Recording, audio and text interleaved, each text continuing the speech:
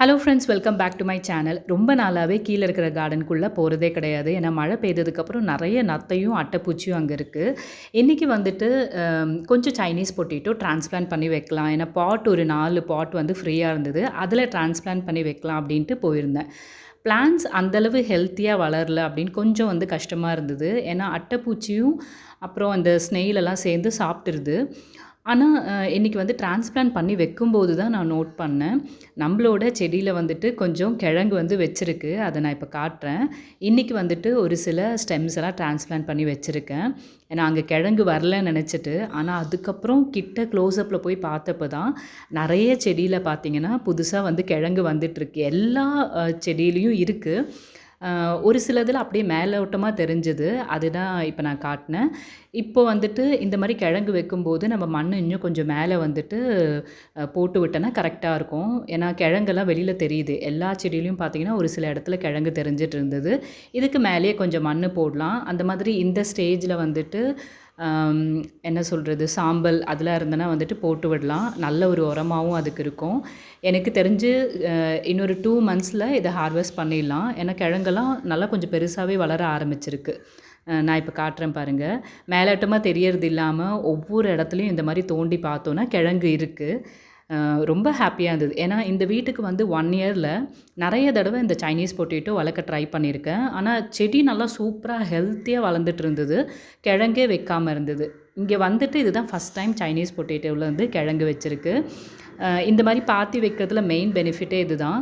நம்ம வந்துட்டு கிழங்கு வந்து இருக்கா இல்லையான்னு ஈஸியாக செக் பண்ணிக்கலாம். அந்த மாதிரி தேவையான உரமோ மண்ணெல்லாம் வந்துட்டு நம்ம மேலே போட்டு விட்டோன்னா கரெக்டாக இருக்கும் அதோடய க்ரோத்துக்கு. கார்டனே இப்போ அப்படியே க்ரீனிஷாக இருக்குது. நம்மளோட பச்சை மிளகாய் செடி, வானம் பார்த்த அந்த பச்சை மிளகாய் செடியில் வந்துட்டு ஃபஸ்ட்டு ஹார்வெஸ்ட் பண்ணும்போது ஜஸ்ட் ஒரு 5 பச்சை மிளகாய் தான் கிடச்சிருந்தது.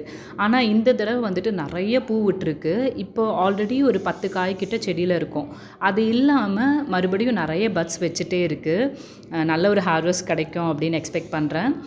அந்த மாதிரி எப்படி நான் இப்போ சைனீஸ் பொட்டேட்டோ சொன்னனோ அதே மாதிரி தான் நம்மளோட சக்கரவள்ளி கிழங்குலையும் பார்த்திங்கன்னா நல்ல ஹெல்த்தியாக இருக்குது. பிளான்ட் எல்லாம் நல்லா சூப்பராக வளருது. ஆனால் கிழங்கு இன்னும் வந்து வைக்கலை. என்னென்னு பார்க்கலாம்.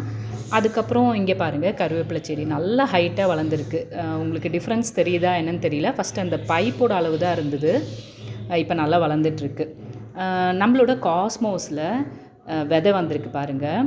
நான் முன்னாடி சொல்லியிருந்த விதை வரும்போது காட்டுறேன் அப்படின்ட்டு. நல்லா ஊசியாக இருக்குல்ல, இதுதான் அதோட சீட். இது பார்த்திங்கன்னா கொஞ்ச நாள் அப்படியே வந்து பூ விரிகிற மாதிரி அந்த ஃபுல்லாக அப்படியே ஓப்பன் ஆகும். அப்போ தனித்தனியாக நம்மளுக்கு சீட்ஸ் தெரிய ஆரம்பிக்கும். நல்லா ட்ரையாகவும் ஆகிடும். அந்த டைமில் எடுத்து நம்ம வேறு மறுபடியும் வைக்கணும். இந்த மாதிரி ஒரு வியூவில் காட்டி ரொம்ப நாள் ஆயிடுச்சு. நம்மளோட கார்டன் பாருங்கள் எப்படி மாறி இருக்குது. பிகினிங்கில் எந்த ஒரு சேஞ்சுமே இல்லை. இப்போ நல்லா சூப்பராக டிஃப்ரென்ஸ் இருக்குது. கீழே இருக்கிற கார்டன் ஆகட்டும், நம்மளோட பால்கனியில் இருக்கிற கார்டன் ஆகட்டும் சூப்பராக வளர்ந்துட்டுருக்கு. இது ஞாபகம் இருக்கான்னு தெரியல உங்களுக்கு. பேஷன் ஃப்ரூட் ரொம்ப குட்டியாக இருந்தது. இப்போ நிறைய பிரான்ச் வச்சு சூப்பராக வளர்ந்துட்டுருக்கு. அதுக்கப்புறம் பார்த்திங்கன்னா இப்போது நம்ம கார்டன் இப்படி தான் இருக்குது. இப்போதைக்கு நல்லா சூப்பரான க்ரோத் எல்லாமே நல்லா வளர்ந்துட்டுருக்கு. இனி வந்துட்டு அப்படியே நம்ம பால்கனியில் இருக்கிற கொஞ்சம் பிளான்ட்ஸ் பார்க்கலாம். புதினா இருந்த அதே செடியில் தக்காளி யூஸ்வலாக நம்ம கிச்சனில் யூஸ் பண்ணுவோம்ல, அதோடய சீட்ஸ் அப்படியே போட்டு விட்டேன். பார்த்தா நல்லா வளர்ந்து பட்ஸ் வந்திருக்கு. அந்த மாதிரி இது என்ன செடின்னு தெரியல, லெமனா இல்லை ஆரஞ்சா அப்படின்னு தெரியல. நாங்கள் சீட்ஸ் போட்டிருந்தோம். அதில் எது வளர்ந்துருக்கு அப்படின்றது எனக்கு ஐடென்டிஃபை பண்ண தெரியல. அதுக்கப்புறம் நம்ம ஜீனியா பாருங்கள், சூப்பராக வளர்ந்துட்டுருக்கு. நான் மல்டி பெட்டல் நினச்சேன், ஆனால் சிங்கிள் பெட்டல் தான். ஆனால் ரொம்ப அழகாக இருக்குது. செடி ஃபுல்லாக நிறைய பட்ஸ் வந்திருக்கு. இந்த ஃப்ளவர் பூத்தே கிட்டத்தட்ட 10 டேஸ் மேலே ஆகிடுச்சு. ஜஸ்ட்டு சின்னதாக ஒரு சேஞ்ச் கூட இல்லை, அவ்வளோ ஃப்ரெஷ்ஷாக இருக்குது. இதோட சீட்ஸ் வரும்போது திருப்பியும் நிறைய பிளான்ட்ஸ் மறுபடியும் வளர்க்கணும். நம்மளோட ட்ராகன் பிளான்ட் நல்லா வளர்ந்துட்டுருக்கு. நம்மளோட சப்ஸ்கிரைபரான சத்யாக்கா வந்துட்டு இஞ்சி செடி வந்து வளர்க்க சொல்லியிருந்தாங்க. நான் இது வரைக்கும் ட்ரை பண்ணல. இப்போ தான் வந்து போட்டிருக்கேன். ஒரு விரல் அளவு வந்து வளர்ந்துட்டுருக்கு. சக்ஸஸ்ஃபுல்லாக வளருமா அப்படின்னு தெரியல, பார்க்கலாம். அதுக்கப்புறம் வந்துட்டு நம்மளோட ட்ராகன் பிளான்ட் எலி கடிச்சு போட்டிருந்தது. அந்த செடி வந்து பாட்டில் எடுத்து வந்து வச்சது. இப்போ சூப்பராக வளர்ந்துட்டுருக்கு. நல்ல ஒரு க்ரோத். ஸ்லோவாக தான் வளருது, ஆனால் நல்லா வளர்ந்துட்டுருக்கு.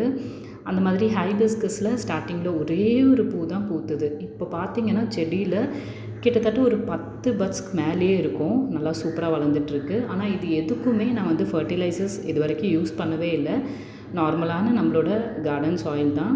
ரெகுலராக தண்ணி ஊற்றிட்டு வரேன், அவ்வளோதான். மற்றபடி வேறு எந்த ஃபர்டிலைசர்ஸுமே இந்த வீட்டுக்கு வந்ததுக்கப்புறம் நான் பிளான்ட்ஸ்க்கு சுத்தமாக யூஸ் பண்ணுறதில்ல. அந்த மாதிரி நம்மளோட 4 ரோஸ் பிளான்ட்டில் இது ஒன்று தான் வந்து தப்பிச்சது. பெங்களூர் ரோஸ் சூப்பராக வளர்ந்துட்டுருக்கு. அதுக்குமே நான் எதுவுமே பண்ணல. மழை பெய்ததுக்கப்புறம் தானாகவே நல்லா வளருது. கொஞ்சம் ரெயின் லில்லி எடுத்து வந்து வச்சுருக்கேன். ஏன்னா நம்ம கீழே இருக்கிற கார்டனில் ப்ராப்பராக வந்து வளரல. பாட்லேயே வச்சிடலான்ட்டு எடுத்து வந்து வச்சுருக்கேன். நான் எதிர்பார்த்த மாதிரி கீழே இருக்கிற கார்டன் ஆகட்டும், பால்கனியில் இருக்கிற கார்டன் ஆகட்டும் ரொம்பவே க்ரீனிஷாக, ஹெல்த்தியாக, நிறைய ஃப்ளார்ஸ், நிறைய வந்துட்டு சேஞ்சஸோடு வந்திருக்கு.